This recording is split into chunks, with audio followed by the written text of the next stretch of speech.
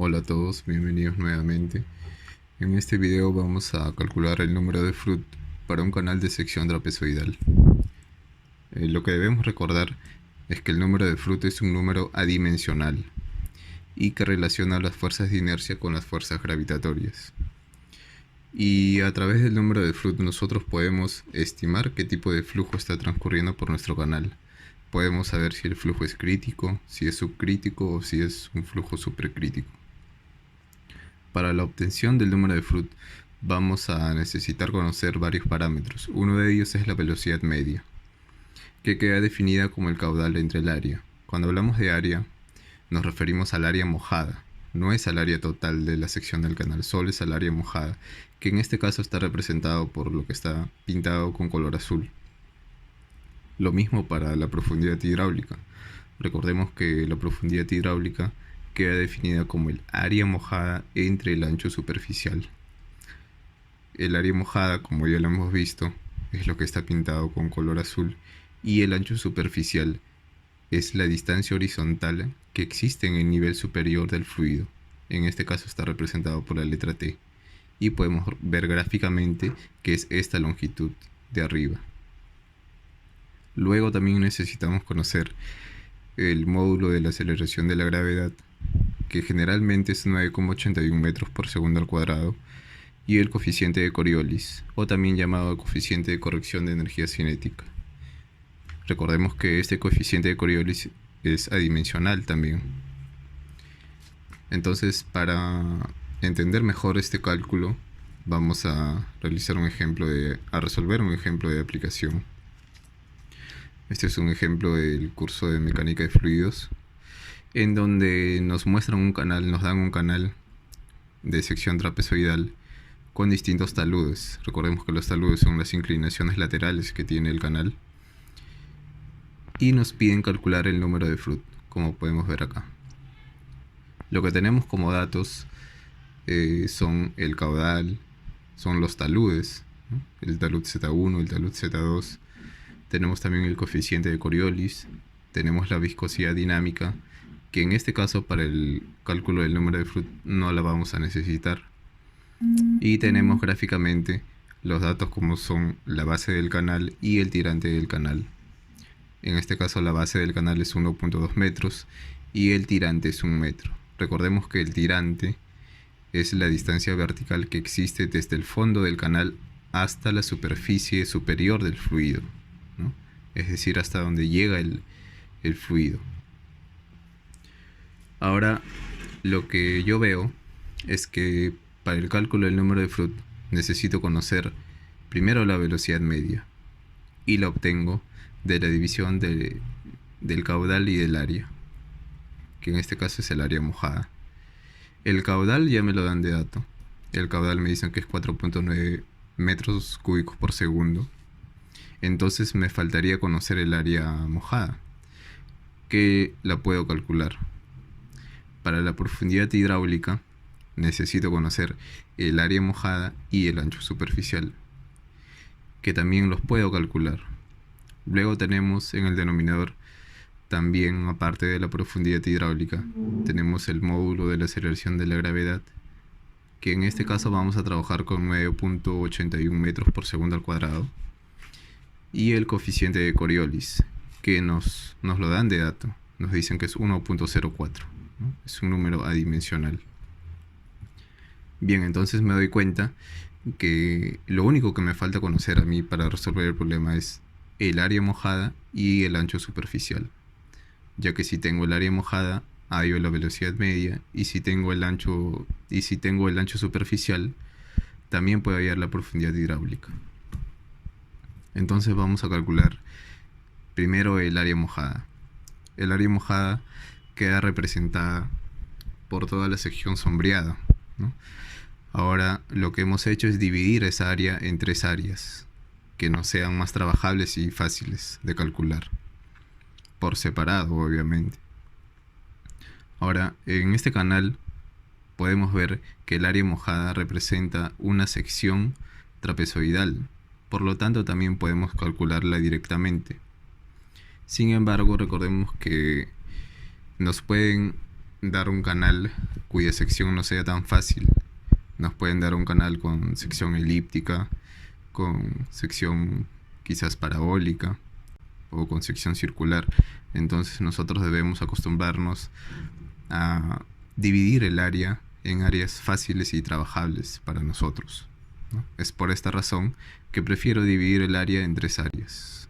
Una de ellas es triangular, la otra es rectangular y por último tenemos otra área triangular. Entonces, para hallar el área 1 necesitamos conocer esta longitud horizontal, ¿no? Para hallar el área 3 necesitamos saber esta longitud horizontal también, y para el área 2 también esta longitud horizontal, porque recordemos que la altura para las tres áreas es común y es 1 metro, porque nos dan de dato que el tirante es 1 metro, ¿no? Entonces esta altura es 1 metro y esta altura es 1 metro también. Entonces únicamente nos faltan conocer las longitudes horizontales y la podemos obtener porque nos dan a nosotros un dato muy importante que es el talud. Nos dicen que el talud Z1 es 0,5 y el talud Z2 es 1,75. ¿Qué significa que el talud Z1 sea 0,5? Significa que en 1 metro de distancia vertical, mi distancia horizontal va a ser 0,5 metros. Lo mismo para el talud Z2. Cuando a mí me dicen que el Z2 es igual a 1,75 metros, quiere decir que en una distancia vertical de 1 metro, mi distancia horizontal va a ser de 1,75 metros. Entonces, ya sabiendo ese concepto, vamos a calcular las distancias horizontales. Yo puedo darme cuenta que por suerte el tirante del canal coincide con esta distancia vertical de 1 metro. Entonces ya no debo hacer ningún cálculo. Simplemente digo, como yo sé que el talud Z1 es 0,5 metros, que significa que en una distancia vertical de 1 metro, la distancia horizontal es de 0,5 metros, entonces ya no puedo hacer ningún cálculo. Lo único que digo es, si esto es 1 metro, que es igual al tirante, entonces la distancia horizontal es 0,5 metros, ¿no? Por lo tanto, mi distancia horizontal para este triángulo va a ser 0,5 metros, porque recordemos que estas dos líneas son paralelas. Lo mismo para el área 3. En el área 3 tenemos ya el talud Z2, que me dan de dato que es 1,75 metros.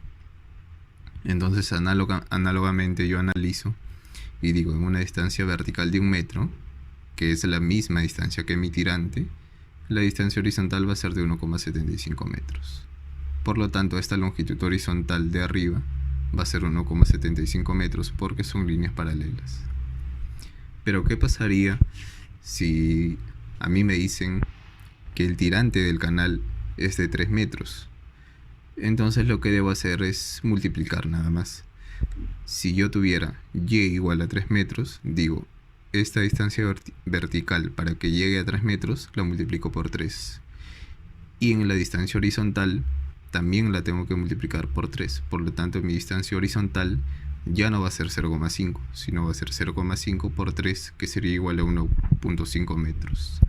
Lo cual no es nuestro caso. En nuestro caso, el tirante es igual a 1 metro. Entonces no tenemos ningún problema. Bien, entonces pasamos a calcular el área 1, que es base. Ya sabemos que esta base es 0,5 por la altura, que es 1 metro, porque es igual al tirante, sobre 2. Luego el cálculo del área 2, recordemos que es una sección rectangular y queda definida como base por altura únicamente, ¿no? La base es 1,2 metros, que es dato, y la altura es 1 metro.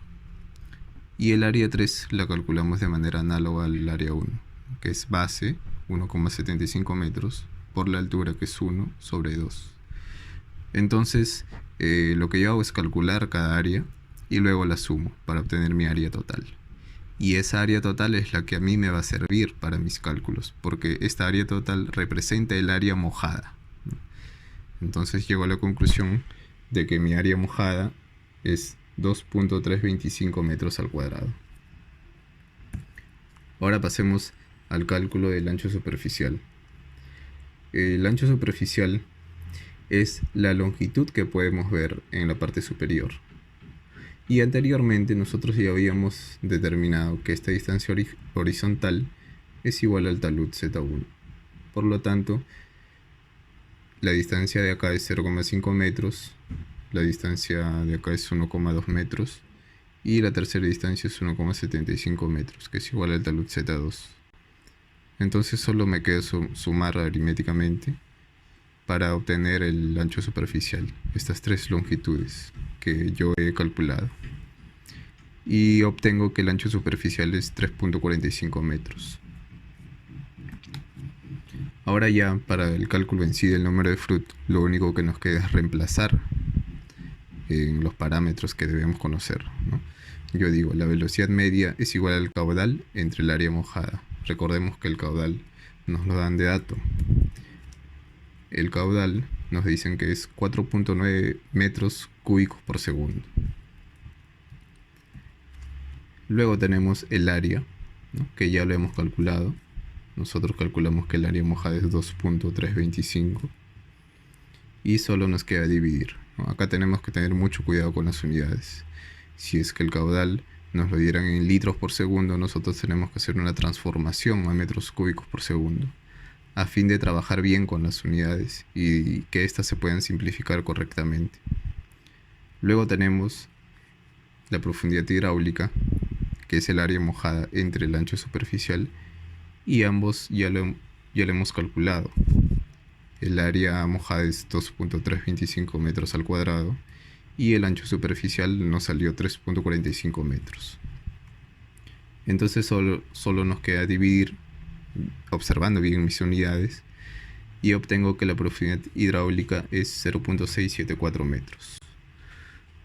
Luego por último tenemos el coeficiente de Coriolis, que nos lo dan de dato, es 1,04, y el módulo de la aceleración de la gravedad, que dijimos que íbamos a trabajar con 9,81 metros por segundo al cuadrado, que generalmente es el módulo de la aceleración de la gravedad. Entonces lo único que nos queda es reemplazar. La velocidad media en el numerador es 2,11, tenemos la gravedad, que es 9,81, tenemos la profundidad hidráulica, que nos salió 0,674, y tenemos el coeficiente de Coriolis, ¿no?, que es 1,04. Y nos sale como resultado que el número de Froude para este canal es 0,837. Ahora lo que yo puedo observar acá es que no hay unidades. ¿Por qué? Porque yo suelo trabajar las unidades por separado, para tener un mayor orden sobre todo. Entonces observo, digo, la velocidad media está en metros por segundo, está acá. El módulo de la aceleración de la gravedad está en metros por segundo al cuadrado. La profundidad hidráulica está en metros. Y el coeficiente de Coriolis no tiene dimensión, por eso que le pongo la unidad.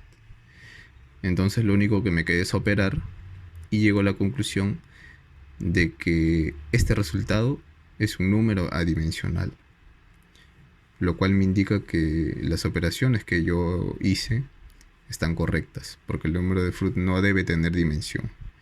Entonces ya puedo afirmar que el número de Froude para este canal es 0,837. Ahora, recordemos que, ¿qué nos indica esto? Nos indica que estamos frente a un flujo subcrítico, o también llamado un flujo lento, ¿no? Como podemos ver acá, cuando el número de Froude es mayor que 1, estamos frente a un flujo supercrítico. Cuando es menor que 1, que es nuestro caso, estamos frente a un flujo subcrítico. Y cuando es igual a 1, estamos frente a un flujo crítico. Entonces, esto sería todo respecto al cálculo del número de Froude para un canal de sección trapezoidal. Recuerden que si tienen un canal con cualquier tipo de sección, el concepto es el mismo. Lo único que debemos hacer nosotros es calcular con bastante orden y con mucho cuidado el área mojada y el ancho superficial. Eso es todo para este video, y espero que les haya servido esta explicación sencilla del cálculo del número de Froude. Si tienen alguna duda respecto a este ejercicio, les agradecería que me lo hagan saber en los comentarios, y si les gustó el video, los invito a darle me gusta y a suscribirse a la página, ya que estaré subiendo más contenido respecto a problemas típicos de la carrera de ingeniería civil.